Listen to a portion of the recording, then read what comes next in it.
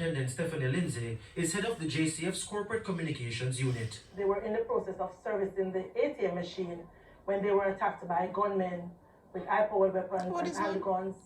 A number of shots were fired. At the end of the shooting, 3 of the security officers were shot and injured. TVJ News understands a civilian was also shot in the incident. The injuries are said to be serious but not life-threatening. It's unclear how much money has been stolen, but police report that over $23.2 million is missing from the beryllium van. A Toyota Axio and a silver Subaru sedan, reportedly used by the attackers, were found abandoned in the Lake Spend area. A joint police-military team, assisted by a helicopter, was combing the area in search of the robbers. I'm standing mere millimeters away from where the beryllium van reversed when it came under attack from 2 vehicles of would-be robbers. Now, police are still here, as you can see, processing the scene. Now, today's attack comes exactly 3 weeks after a similar attack, just a stone's throw away at a JN Bank right here in Portmore, Pines, St. Catherine. We don't know the exact number of gunmen that were involved, but we know, based on the number of spent shell that we saw at the scene and the shots that were fired, we know there were a number of persons involved. This is mere a stone's throw away from a similar incident 3 weeks ago. Are the police investigating any possible connection where this is concerned? And the same company as well, very good.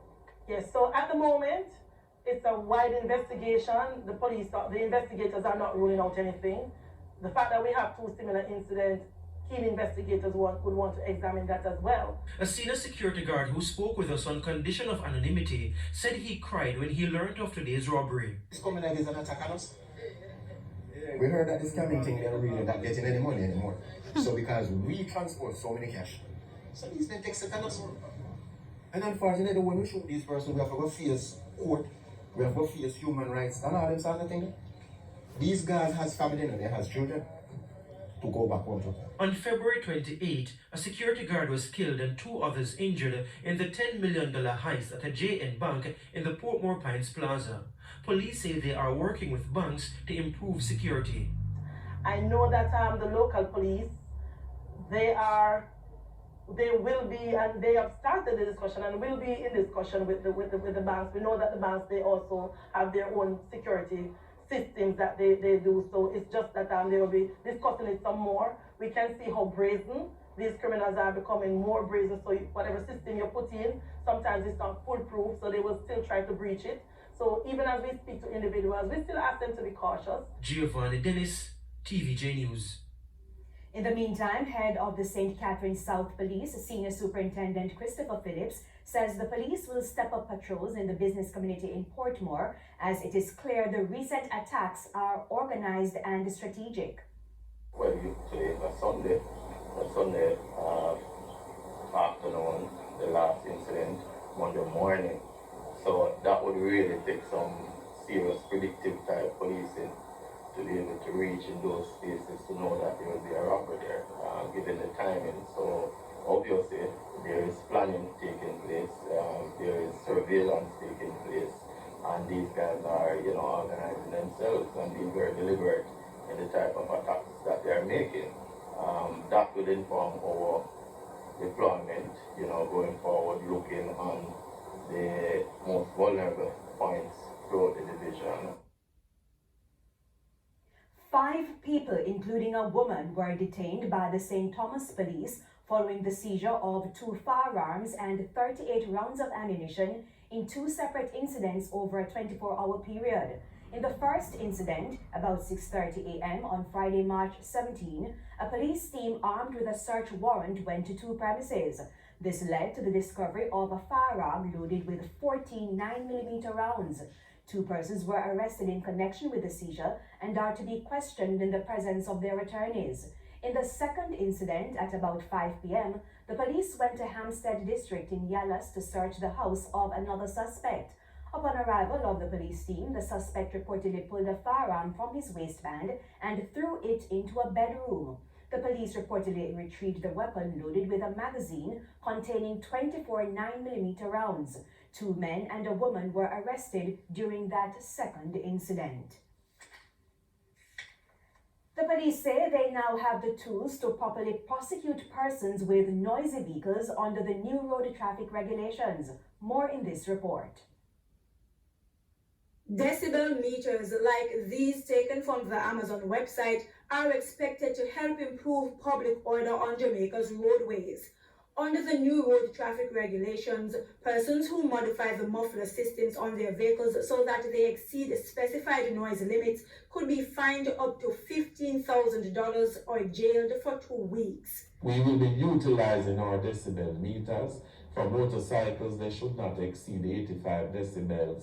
For motor cars and medium trucks, shouldn't exceed 90, and for large trucks, 95. So motorcycles in particular, not only will we be measuring, but if they are seen and stopped and they are over that noise level and so on, then they are not going to be allowed to continue their journey.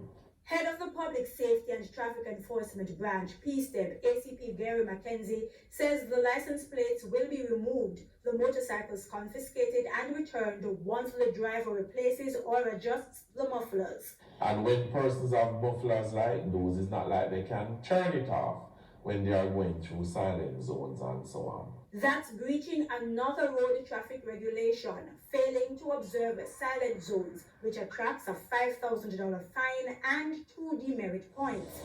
And from noisy to smoky vehicles, under Regulation 66.2 of the new road traffic law, motorists can also be fined $10,000 for operating vehicles where the exhaust or smoke from the engine causes nuisance or obstructs the vision of other road users.